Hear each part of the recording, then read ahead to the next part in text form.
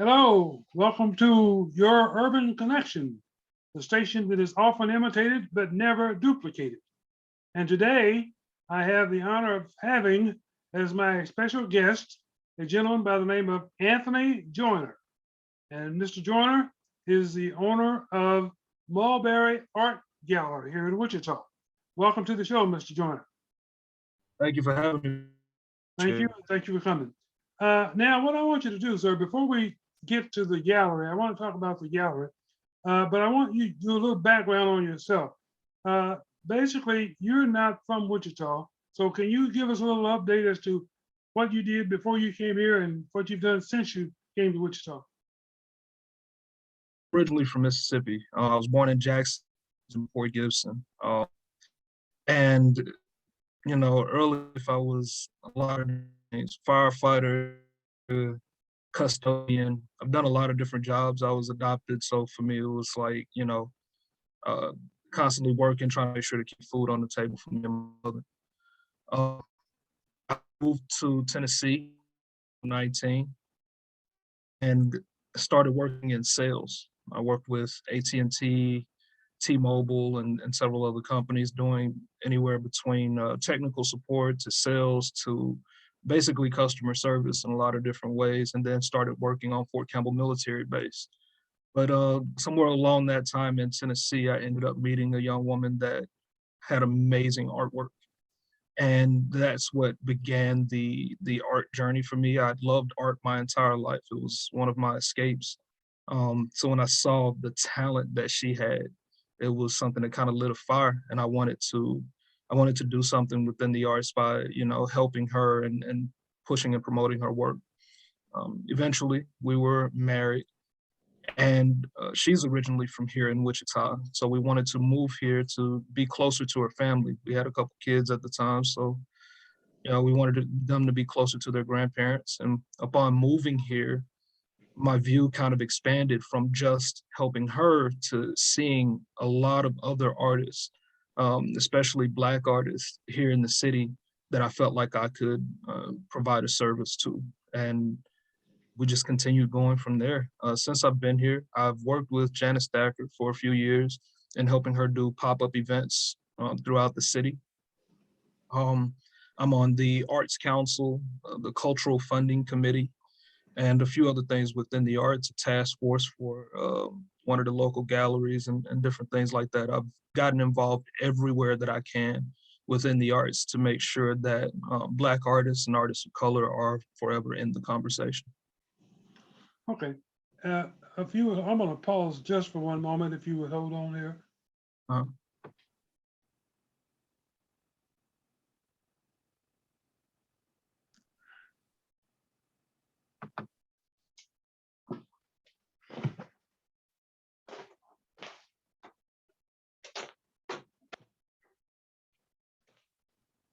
Okay, sorry about that. okay. Okay, yeah. Okay, now, what year did you arrive in Wichita? I believe it was 2017. Now, okay. Well, it appears to me you've kind of gotten your foot in the door pretty good. And of course, knowing Janice Thacker certainly didn't hurt things any at all, I'm sure. No, She's for well sure. known in the art circles around here. So basically, I want to get down now to where you're at right now. What you're doing with your gallery, sir, is, if I understand it correctly, you're bringing exposure to, as you mentioned, African American artists and people of color. Is that correct? That's correct. And that's basically your focus. Now, what have you found to be the biggest obstacle in that journey? There are a few different obstacles when you talk about Black artists and artists of color in general, but primarily Black artists. There's a lot of barriers. There's a lot of things that are taking place. One of the things that I mention to people all the time is that you have to realize the United States has only considered us human for 65 years. That's when we finally got our rights, right? Like 65 years ago. So when you take that into consideration, you also have to remember that just because a piece of paper got passed across the desk didn't mean that all of a sudden people decided, oh well, yeah, I guess I like them now, right? Yeah. So still for years after that, people, I mean, really hated us, and they still to this very day still do. Yes. But Yeah. before the civil rights movement, Black artists weren't even really allowed into galleries unless you had some type of white representation. For the most part, we have a couple that were able to get in, but still to this day, we make up just over 1% of the entire art market. So that's one of the things that stand against us. There's systematic racism. There are things that were put in place and barriers that were put in place that prevented us from getting in. Um, so when you take into account that for all of this time up until just a few years ago, we weren't allowed in, there are several different things that our schools and our communities didn't teach us that these galleries deem as a necessity. And that's where that systematic racism comes in. And that's having a certain type of CV, that's having your portfolio put together a certain way, that's developing your art a certain way, that's having certain people that can get you in, because art is about networking and connection, right? So if Mhm. you don't have that network that already has an inside, it's really hard for you to get in. So those are some of the things that work against us. And then there are other things as well. Before I started the gallery, the first thing I did was talk to the artists in the community to see what they wanted. And then I went to the galleries to see why they weren't providing what these artists wanted. And one of the things that I kept asking was, why don't I see more art from especially Black artists on your walls? And I got a lot of different reasons. But one of the things that stood out to me was that, people were saying, well, we open the door for everyone and, they just don't come in. And so I began to ask the question, what are you doing to actually invite them in? Because you can't just say this is open to everyone and that be it, because your history shows that you've not been fair to us. So if you've not been fair to us, how can you expect for us to keep coming to your door begging you for an opportunity? Mhm. When you look at your employment and you see you don't have anyone that looks like us in your employment, that shows us what your true intentions are. Um, Most artists are introverts, right? So that means for them to step out in the first place, a lot of times it's hard. So if I'm able to get them to step out, let's say I were to send them to one of the local galleries and they walk in, first off, they stepped out of their comfort zone by coming out at all. And then they look at the history of this gallery and they see that all of their competitions and everything like that, everything that they've awarded have been awarded to white people. That's another strike against them. So that makes them a bit more uncomfortable.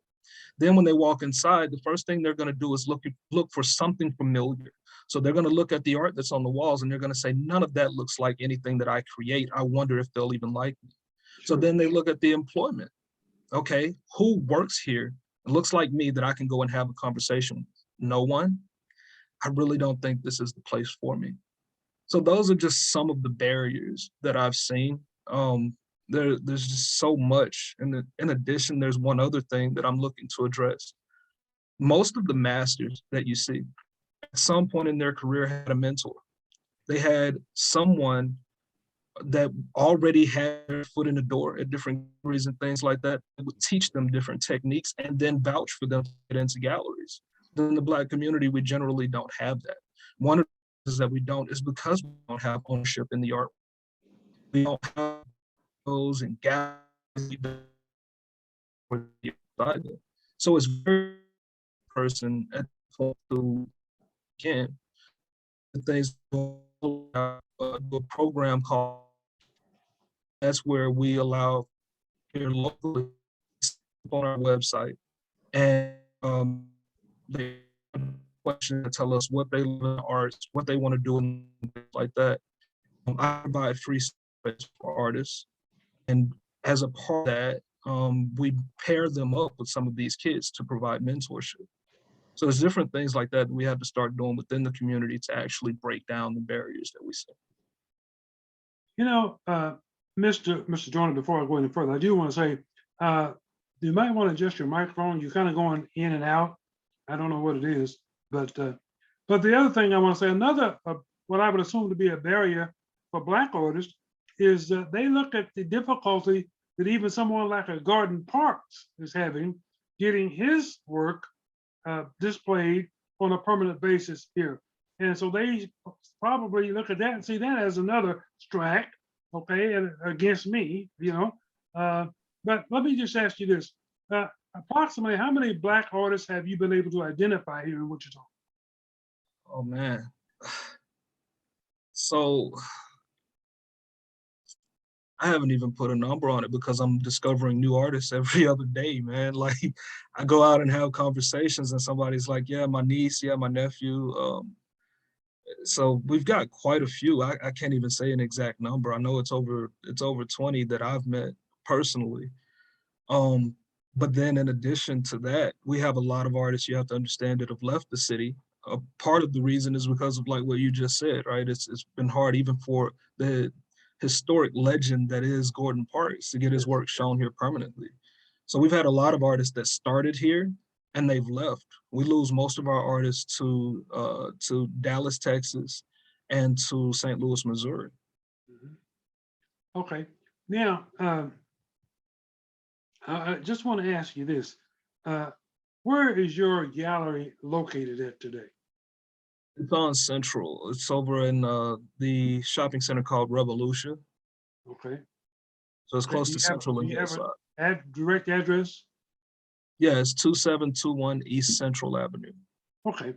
And what are your hours of operation over there? 12 to 6, Tuesday through Saturday. Okay. Now, how many artists, local artists here, have you showcased, say, in the last 2 years? In the last 2 years, man, I've showcased over 40 artists. And that's, having a piece here and a piece there. Providing larger exhibitions, I've probably done around 10 that I've provided larger exhibitions for. Okay. Okay. Now, as I understand it, you have a exhibition or a showing coming up on with this Saturday. Is that correct? This Friday. Friday. Okay. And what are the hours for that? And who is the artist? The artist is Anthony Dozier. He's someone who's been in this community for a long time, connected with the Love family, and you can see his art just about everywhere you go, but he's never been given a real big showcase here in the city, which I thought was a shame. So he's going to be on display. We're going to have him on display for the entire month of February up through March, and then we'll continue. We may continue having some of his work on display well after as well. And that's going to be. We're going to keep it open from 12 to 6, but if we see a lot of traffic, we may extend that until 9 because we know it's the first Friday traffic. But we want to kind of spread the hours out as much as possible, especially due to COVID. Okay. Okay. And do you have a telephone number over there at your gallery that people can call and if they want to seek additional information? Absolutely. It's 316-365-9461. Okay. Would you repeat that one more time slowly? Yes. 316-365-9461. Okay. Got it. Okay. Now, you mentioned Janice Thacker, who's been, like I said, been involved in the art community here for a number of years. She's a local Wichitan. Another gentleman that I don't know if you're familiar with, I'm sure you probably are, James Lewis. You familiar with Mr. Lewis? James Lewis? Yes. I've not had a conversation with him yet.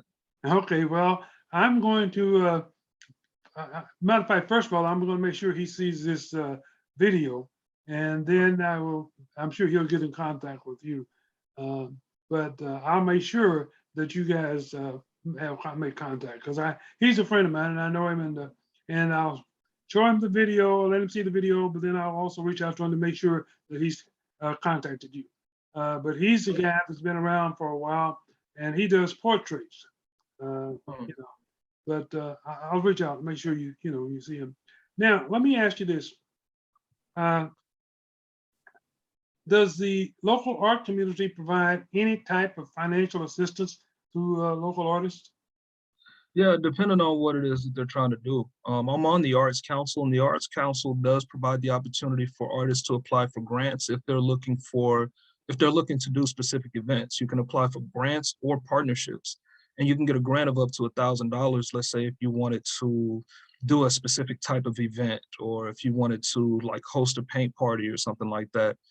As long as it's something that is open to the public and that you're not, charging a whole lot for entry or something like that, you can apply for that grant from the Arts Council. It's fairly easy to get.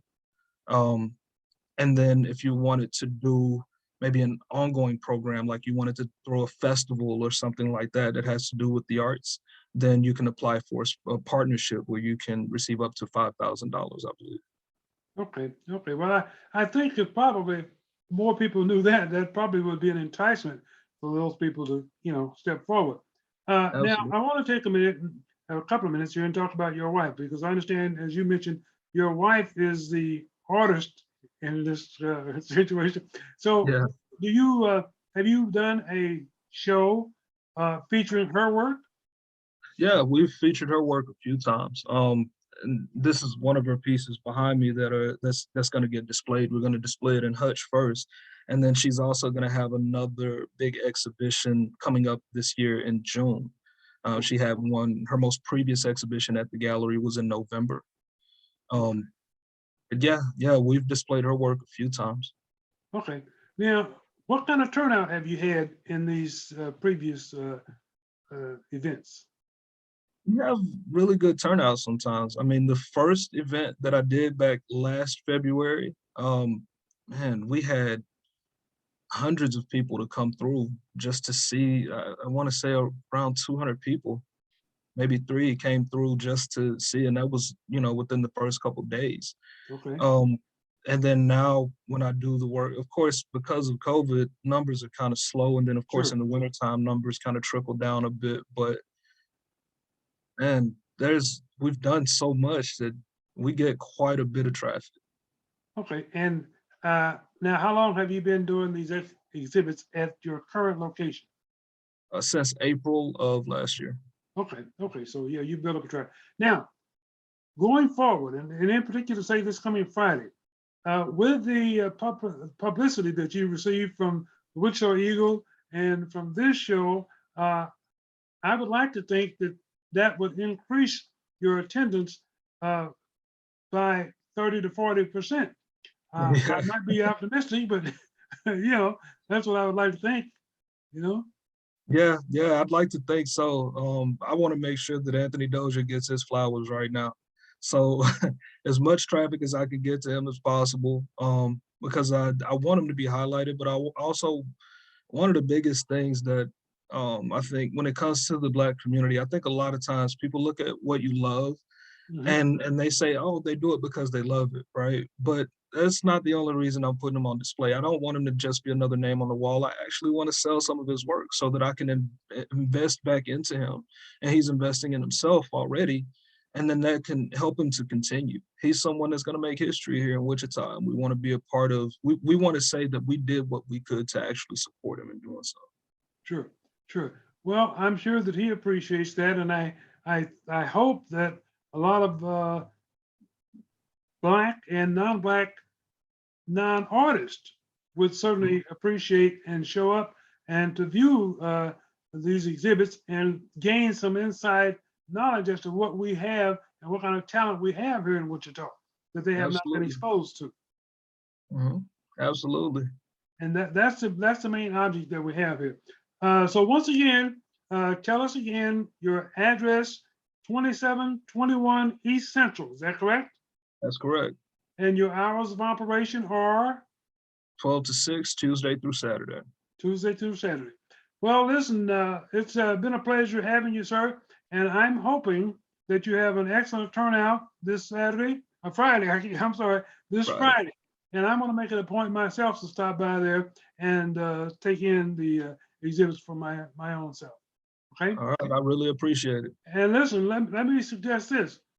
Let's don't make this the last time you and I talk here, and we'll get an update on how things are going and what you have planned for the future. Absolutely. I look forward to it. Okay. Thank you very much. Appreciate it. Okay, folks. Your Urban Connection, James Barfield. Thank you.